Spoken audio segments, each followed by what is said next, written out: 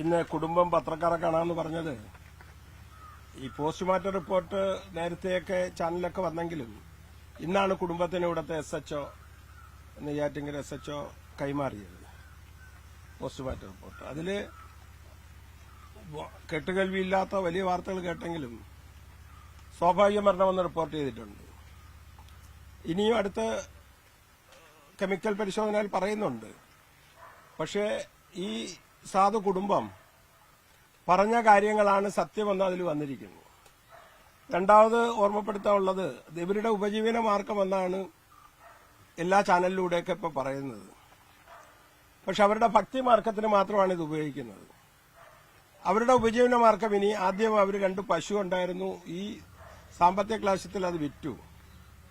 ഇനി അവർക്ക് ജീവിക്കുന്നതിന് വേണ്ടി 2 പശു നമ്മുടെ കേന്ദ്രമന്ത്രി സുരേഷ് ഗോപി വാങ്ങിക്കൊടുക്കാമെന്ന് പറഞ്ഞിട്ടുണ്ട്. അതാണ് അവരുടെ ഉപജീവന മാർഗം. 2019 ഇതൊരു ട്രസ്റ്റായിരുന്നു. ഇത് ഗോപസ്വാമി ഉണ്ടാക്കിയ ട്രസ്റ്റാണ്. അതിൽ തന്നെ പറയുന്നുണ്ട് ഈ ട്രസ്റ്റിന്റെ വക സ്ഥലം, ആ കെട്ടിടം ഇതും കൈമാറ്റം ചെയ്യാനോ വായ്പ എടുക്കാനോ പാടില്ലെന്ന് ഗോപസ്വാമി ആ ട്രസ്റ്റിൽ 2019 തന്നെ എഴുതി വെച്ചിട്ടുണ്ട്. അപ്പോൾ സ്വാഭാവികമായിട്ട് ഇതിന് മാർക്കറ്റ് ചെയ്യാനാണ് എന്നൊക്കെ പറഞ്ഞുള്ള വാർത്തകൾക്ക് കുടുംബത്തിന് വേദനയുണ്ട്. ആ ഗോപസ്വാമിയുടെ ആ ട്രസ്റ്റാണിത്. അതില് വായ്പ പോലും എടുക്കരുത്, കൈമാറ്റം ചെയ്യരുത്, ഒരു വ്യത്യാസപ്പെടുത്തരുത്, ഭക്തി മാർഗത്തിന് വേണ്ടി ഉപയോഗിക്കുക എന്നുള്ളതാണ്. അപ്പൊ ഞാൻ ഈ കുടുംബമായിട്ട് സംസാരിച്ചപ്പോൾ അവർ പറയുന്നത് അവർക്ക് ഈ സമാധിയോ ഇതുമായി ബന്ധപ്പെട്ട് ജീവിക്കാൻ ഒരു കാശിന്റെ അവർക്ക് ആവശ്യമില്ല. അവർക്ക് പണ്ടത്തെ പോലെ ഒരു പശു 2 പശു കൂടി കിട്ടിക്കഴിഞ്ഞാൽ അവർ സുഖമായിട്ട് ജീവിക്കും. ഭക്തിമാർഗത്തിലേക്ക് ഗോപസ്വാമിയുടെ സമാധി ഇതുമൊക്കെ അവർ തൊഴുകയും ഇതും ചെയ്യും. അതൊരു വ്യക്തത വരുത്തുന്നതിന് വേണ്ടിയാണ് ഇന്ന് ഇങ്ങനെ വിളിച്ചിട്ടുള്ളത്, കുടുംബക്കാർ വിളിച്ചിട്ടുള്ളത്. ഞങ്ങളും കൂടി ഒരു സഹായി എന്നേ ഉള്ളൂ ഇതിൽ.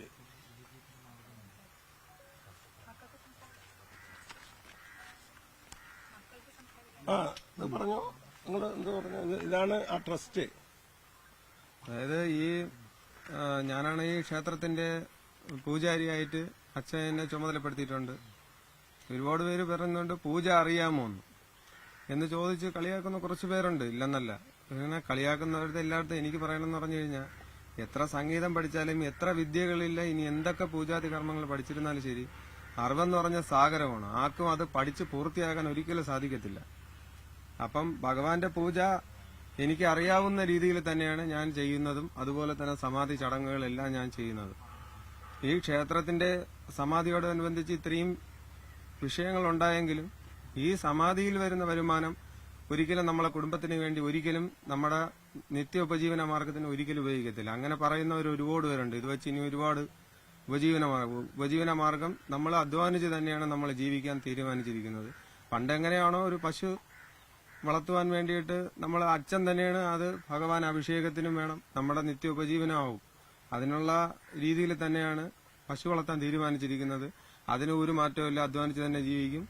ഈ ക്ഷേത്രത്തിനെ വിൽക്കുവാനോ അതുപോലെ തന്നെ ഇതിനെ ഈ ഒരു ട്രസ്റ്റിനെ ഉടമ്പടി റദ്ദാക്കാനോ എനിക്ക് പോലും അധികാരാവകാശങ്ങളില്ല. ക്ഷേത്രനെ വിൽക്കാൻ പറ്റത്തില്ല.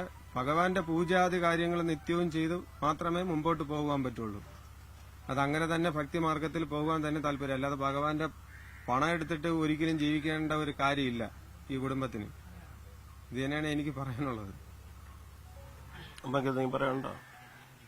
ഭഗവാൻ തന്ന ഭാഗ്യങ്ങളെല്ലാം ഞങ്ങൾ കളഞ്ഞു കുളിച്ചിട്ടില്ല. കാരണം ഈ ക്ഷേത്ര നടയിൽ ഇവിടെ എന്തൊക്കെ ചെയ്താലും ഭഗവാൻ അറിയാതെ ഞങ്ങൾക്ക് ഒന്നും തന്നെ ചെയ്യാൻ പറ്റൂല. സമാധി എന്നുള്ള സ്ഥാനം മനസ്സിലാക്കി ഞങ്ങൾ ഓരോന്ന് ചെയ്യുന്നെങ്കിലും എനിക്ക് എന്റെ അറിവ് വർഷങ്ങളോളം കൊണ്ട് എന്റെ ഭർത്താവായിട്ട് എനിക്ക് അടുപ്പമുണ്ട്. അപ്പൊ ഒരുപാട് സമാധി സ്ഥലത്ത് അവര് പോയിട്ടുണ്ട്, എന്നെയും കൊണ്ടുപോയിട്ടുണ്ട്. മരുത്തോമലയിൽ ഞാൻ 2 പ്രാവശ്യം അവിടുത്തെ ഗുഹയില് അവിടെ ഞാൻ അതിനകത്ത് ശിവലിംഗം ഇരിക്കുന്നിടത്ത് പോയി ധ്യാനം എന്റെ ഭർത്താവിനോടൊപ്പം ഞാൻ സകല കാര്യങ്ങൾക്കും ഉൾപ്പെട്ട് ഈ ക്ഷേത്രം വയ്ക്കുന്ന സമയത്തും ഈ ക്ഷേത്രം തുടക്കം മുതൽ ഇതുവരെയും എന്റെ ഭർത്താവായിട്ട് എന്റെ മക്കളുമായിട്ട് അങ്ങനെ സഹകരിച്ച് പോയെങ്കിലും മക്കളെ പഠിത്തത്തിലേക്ക് വിട്ടിട്ട് ഞങ്ങൾ 2 പേരും പ്രയത്നിച്ച് അധ്വാനിച്ച് ജീവിച്ച് ഇതുവരെ ഇനിയും മേളിൽ നമ്മൾ അധ്വാനിച്ച് തന്നെ കാര്യങ്ങൾ മുമ്പോട്ട് കൊണ്ടുപോകാൻ ഞങ്ങൾ ശ്രമിക്കുന്നുണ്ട്. പക്ഷേ ഈ നാടും ഈ ലോകവും ഭഗവാന്റെ മുമ്പ് ഈ ഉദിക്കുന്ന സൂര്യൻ സത്യത്തിൽ ഭഗവാന്റെ നാമത്തിൽ ഞങ്ങൾ ചെയ്യുന്ന കാര്യങ്ങളെല്ലാം സത്യമായിരിക്കുമെന്നും വിശ്വാസം കൊണ്ട് ഞാൻ ഭഗവാനുമായിട്ട് ഓം നമ ശിവായ. മതി. ഇനി എന്തെങ്കിലും ചോദിക്കാനുണ്ടെങ്കിൽ കഴിഞ്ഞു. ഇതിപ്പോഴേ ഈ പോസ്റ്റ്മോർട്ടം റിപ്പോർട്ടിൽ പൂർണ്ണാർത്ഥത്തിൽ അത് നമ്മൾ കാര്യം ചെയ്യുന്നില്ല. ഫോറൻസിക് റിപ്പോർട്ട് വരണം എന്നാണ് അവർ പറയുന്നത്. പോലീസും അങ്ങനെ തന്നെയാണ് പറയുന്നത്. അപ്പം അല്ല, അതെ, പോലീസിന്റെ കൂടെയും ഡോക്ടറൊക്കെ നമ്മൾ സമീപിച്ചപ്പോഴും മറിച്ചൊരു തീരുമാനം വന്ന കേസുകൾ എണ്ണി പറയാൻ പോലും ഉള്ളതില്ല.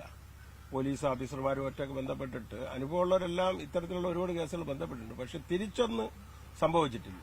പിന്നെ ഇതിലെ അവരുടെ സത്യസന്ധത കൂടി നമ്മൾ മാനിച്ചാണ് പറയുന്നത്. എന്നാലും ആ റിപ്പോർട്ട് വരട്ട് അന്ന് ഇതുപോലെ വിളിച്ച് എല്ലാവർക്കും അത് എത്തിക്കും. ഇതിനകത്ത് പോസ്റ്റ്മോർട്ടം റിപ്പോർട്ടിലെ 4ാമത്തെ പാരഗ്രാഫ് ഇപ്പോൾ നമ്മൾ കുടുംബം മുഴുവൻ ആദ്യം ഈ വിവാദം വന്ന ആ ദിവസം തൊട്ട് കുടുംബം പറയുന്ന ഒരു കാര്യമുണ്ട്, സമാധിയായിരുന്നു എന്നുള്ളത്. അപ്പൊ അതിലായിരുന്നു തർക്കമായിട്ടുള്ളത്. അപ്പൊ അതിനകത്ത് പറയുന്നത്, on removing the top concrete slab of the Tom the portion of the body comprising of head, neck, chest, upper part of the abdomen, both arms up to elbow, in and up to right coster, was seen above a dune of greenish powdery particles, puspum, and white crystalline particles having camber-like smell. Greenish powdery material was seen firmly adherent on the exposed part of head, including face and neck. On clearing the surroundings, the body appeared to be in a cross-legged sitting position, restrained with saffron-colored soiled cloth. അപ്പോൾ സമാധിയായിട്ട് തന്നെയാണ് അദ്ദേഹം ഇരുന്നത്. അതിൽ യാതൊരു വിധമായിട്ടുള്ള ഒരു external ഫോഴ്സും ഒന്നും തന്നെ അതിനകത്ത് അപ്ലൈ ചെയ്തിട്ടില്ല എന്ന് 4ാമത്തെ പോസ്റ്റ്മോർട്ടം റിപ്പോർട്ടിലെ 4ാമത്തെ പാരഗ്രാഫ്. അതായിരുന്നു അവര് എല്ലാ തവണയും എല്ലാ മാധ്യമങ്ങളോടും പറഞ്ഞത് സമാധിയായിരുന്നു എന്നുള്ളത്. അവരെടുത്തോട്ട് വേണമെങ്കിൽ കൊടുത്തു. നമുക്ക് ഇത് തരാം, വേണമെങ്കിൽ ഇത് തരാം. 4ാമത്തെ പാരഗ്രാഫിൽ സമാധിയായിരുന്നു, എങ്ങനെ യാതൊരു എക്സ്റ്റേണൽ ഫോഴ്സും ഇല്ലാതെ സമാധിയായിരുന്നു എന്ന് അതിന്റെ പോസ്റ്റ്മോർട്ടം റിപ്പോർട്ടിന്റെ 4ാമത്തെ പാരഗ്രാഫിൽ. പക്ഷേ ആ പോസ്റ്റ്മോർട്ടം റിപ്പോർട്ടിൽ അവസാനമായി തന്നെ പറയുന്നുണ്ട് മരണകാരണം എന്താണ് എന്നുള്ളത് ഫോറൻസിക് പരിശോധനയുടെ റിപ്പോർട്ട് വന്നാലേ വ്യക്തമാകൂ എന്നുള്ള കാര്യം. അപ്പൊ അതെങ്ങനെയാണത്? അല്ല, പ്രാഥമികമായിട്ട് 80% റിപ്പോർട്ട് ഡോക്ടറും പോലീസും ഒക്കെ അംഗീകരിച്ചാണ്. അതിന് മറുത്തൊരു റിപ്പോർട്ട് വന്നതായിട്ടുള്ള ചരിത്രം കുറവാണ്. അപ്പൊ സ്വാഭാവികമായിട്ട് ഞങ്ങൾ നേരത്തെ വിശ്വസിച്ച പോലെ തന്നെ ഈ കുടുംബം പറഞ്ഞാൽ ഇപ്പോഴും വിശ്വസിക്കുന്നു. വേറെ റിപ്പോർട്ട് വരുമെങ്കിൽ അതിന്റേതായ റിപ്പോർട്ടുകളുടെ ചലനം ഇതിലുണ്ടാവുമായിരുന്നു എന്നാണ്. ഈ പോസ്റ്റ്മോർട്ടം നിരവധി ചെയ്ത ആളുകൾ ഡോക്ടർമാരോട് ചോദിച്ചപ്പോൾ പറഞ്ഞു, ഈ പ്രാഥമിക റിപ്പോർട്ടിൽ ഇപ്പൊ എന്തെങ്കിലും വിഷാംശം ഉണ്ടെങ്കിൽ അത് അവർക്ക് ഇതിൽ നോട്ട് ചെയ്യുമായിരുന്നു. അങ്ങനെ ഇപ്പൊ അയച്ചിരിക്കുന്ന സ്വാഭാവികമായിട്ടുള്ള കെമിക്കൽ അനാലിസിസിനുള്ള കാര്യങ്ങൾ ഈ ശരീരത്തിൽ കാണുമായിരുന്നു. പക്ഷെ അതൊന്നും റിപ്പോർട്ട് ചെയ്തിട്ടില്ല. അതുകൊണ്ടാണ് പൂർണ്ണമായിട്ട് ഇത് ഇങ്ങനെ ആയിരിക്കും എന്ന് പറയാൻ കാര്യം.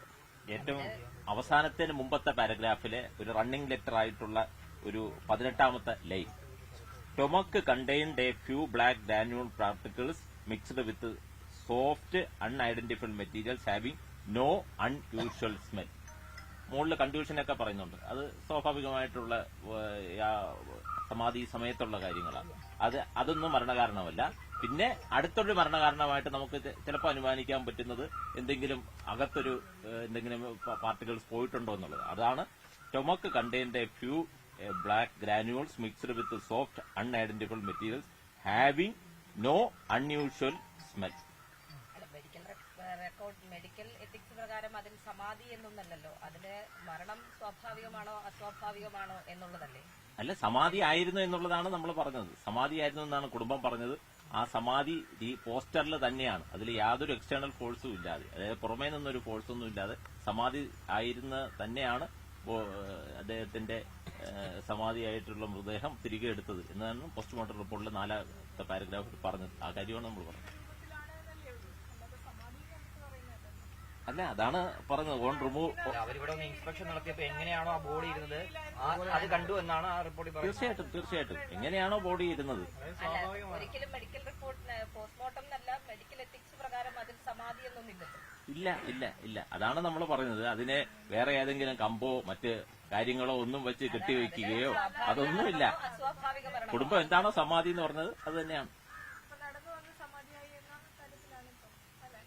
അല്ല, അദ്ദേഹം സമാധിയായിരുന്നു. നടന്നു വരുന്നത് എല്ലാ ദിവസവും നടന്ന് ഈ കോവിൽ വരുമായിരുന്നല്ലോ.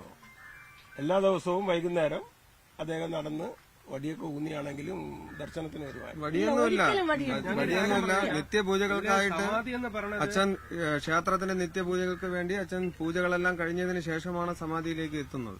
ആരോഗ്യത്തിന് ഒരു കുറവില്ല. കാരണം കൃത്യമായിട്ട് ഭക്ഷണാഹാരം, മരുന്ന് ഇതെല്ലാം കറക്റ്റാ.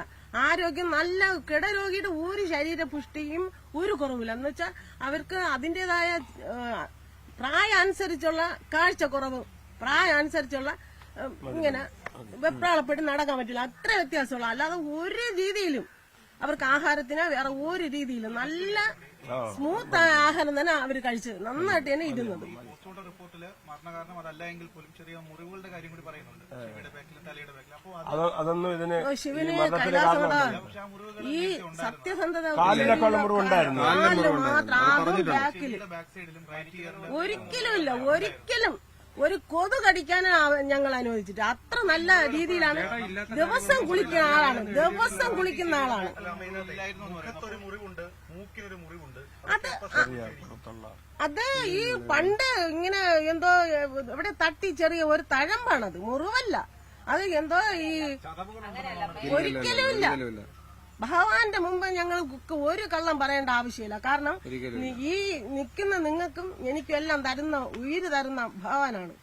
ഈ മഹാദേവന്റെ നടയിൽ ഞങ്ങൾക്ക് സത്യമേ പറയാൻ പറ്റുള്ളൂ. അല്ലെങ്കിൽ ഭഗവാൻ ഇതിനു മുമ്പ് ഞങ്ങളെ നമുക്കത് ചെയ്യാൻ പറ്റുള്ളൂ. എല്ലാം സത്യമായിട്ട് ചെയ്യാൻ പറ്റും. ഈശ്വരന്റെ മുമ്പ് ഒരിക്കലും ആ ഇഞ്ചുറീസിന്റെ തൊട്ട് താഴെ there was no injury to deeper structures including skeleton. അത് കൃത്യമായിട്ട് പറഞ്ഞിട്ടുണ്ടല്ലോ. ദർ വാസ് എങ്ങനെയാണ് സംഭവിച്ചത് എന്നുള്ളതാണ്. ഈ ചതവുകൾ എങ്ങനെയാണ് സംഭവിച്ചത്? ഇത് മരണകാരണമല്ലായിരിക്കാം, പക്ഷെ ഇത് എങ്ങനെയാണ് സംഭവിച്ചത് എന്നുള്ളതാണ്. അല്ല, അത് ഇവിടെ തന്നെ പറയുന്നു അങ്ങനെയൊന്നുമില്ല, ഒരു കുറവില്ലായിരുന്നു, സുഖമായി നടക്കുമായിരുന്നു. പക്ഷെ ഈ ചതവുകൾ എങ്ങനെയാണ് മരണത്തിന് മുന്നേ സംഭവിച്ചത്? അല്ല, there was no injury to deeper structures including skeleton.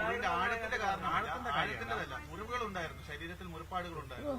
അത് ഇവിടെയൊക്കെയാണെന്നുള്ളതും അതിൽ വ്യക്തമായി എഴുതിയിട്ടുണ്ട്.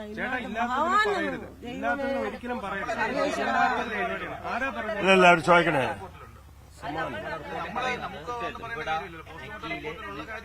ഈ ഭാഗത്തൊക്കെ ആയിട്ട് ചതവുകളുണ്ട്.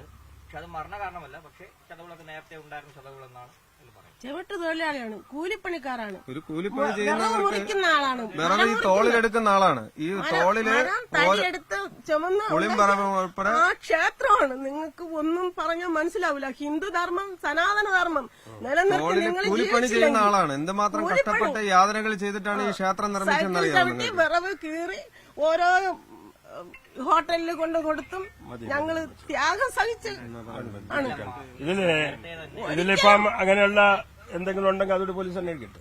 അല്ല, അതല്ല, നേരത്തെ ഈ ചതവും മുറിവൊക്കെ ഉണ്ടായിരുന്നു ശരീരത്തിൽ. പിന്നെ മരം വെട്ടാറിന് പിന്നെ എന്തിനും വരില്ല. അങ്ങനെയല്ലേ ഈ അങ്ങനെയൊന്നും സംഭവമൊന്നുമില്ല. ഒന്ന് മോളെ, സത്യം ശിവന്റെ നടയില് നിങ്ങൾ അവസാനമായിട്ട് കാണുന്ന സമയത്ത് എന്തെങ്കിലും തരത്തിൽ പ്രകടമായ മുറിവ് ഇഷ്ടം കൈലാസം. ഞാനൊരു കാര്യം പറഞ്ഞുതരാം. ഇതിലിപ്പോ എല്ലാവരും ചോദിക്കുന്നുണ്ട്, സമാധി എന്ന് പറയുന്നത് എല്ലാവർക്കും സാധ്യമായിട്ടുള്ള സംഭവമല്ല.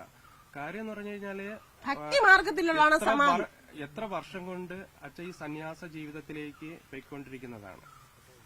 അവർക്ക് മാത്രമേ ഈ സമാധി എന്ന് പറഞ്ഞത് ആകാൻ സാധ്യതയുള്ളൂ. പക്ഷെ അത് എല്ലാവരും കൊണ്ടും സമാധി ആകാനായിട്ട് സാധിക്കുകയില്ല. അത് ധ്യാനത്തിൽ അതൊക്കെ ഓക്കെ. ഈ പുള്ളി ഇവിടെ കിടക്കുന്ന സമയത്തും പുള്ളി ഇവിടെ ഉണ്ടാകുന്ന സമയത്ത് മരിക്കുന്നതിന് തൊട്ട് മുമ്പ് ഒക്കെ ഈ പറയുന്ന ചതവുകളും മുറിവുകളും ഒക്കെ അങ്ങനെയൊന്നും ഇല്ലാത്ത എന്തിനാണ് പറയണത്? ഞങ്ങളല്ല പറഞ്ഞത്, പോസ്റ്റ്മോർട്ടത്തിൽ പറഞ്ഞേക്കാം. അത് കുഴപ്പമില്ല. അല്ല, ഇനി പോലീസ് അന്വേഷണത്തിലൊക്കെയാണോ നിങ്ങൾക്ക് വലിയ ബുദ്ധിമുട്ടുണ്ടായിരുന്നു ആദ്യമൊക്കെ? അതെല്ലാം നമുക്ക് ഭഗവാന്റെ കാര്യങ്ങൾ നോക്കി ജീവിക്കുന്ന, കഷ്ടപ്പെട്ട് ജീവിക്കുന്ന നമുക്ക് ഒരു ബുദ്ധിമുട്ടും നമുക്ക് ഇതുവരെയും തോന്നിയിട്ടില്ല. കൈലാസം എല്ലാത്തിനും ഞങ്ങളെ സത്യത്തിന് കൂടെ ഉണ്ടായിരുന്നു. അത്ര ഇനിയുള്ള അന്വേഷണത്തിനും അവര് സഹകരിക്കും. ഇനി എന്തെങ്കിലും ഉണ്ടെങ്കിലും പുറത്തു വരട്ടെ.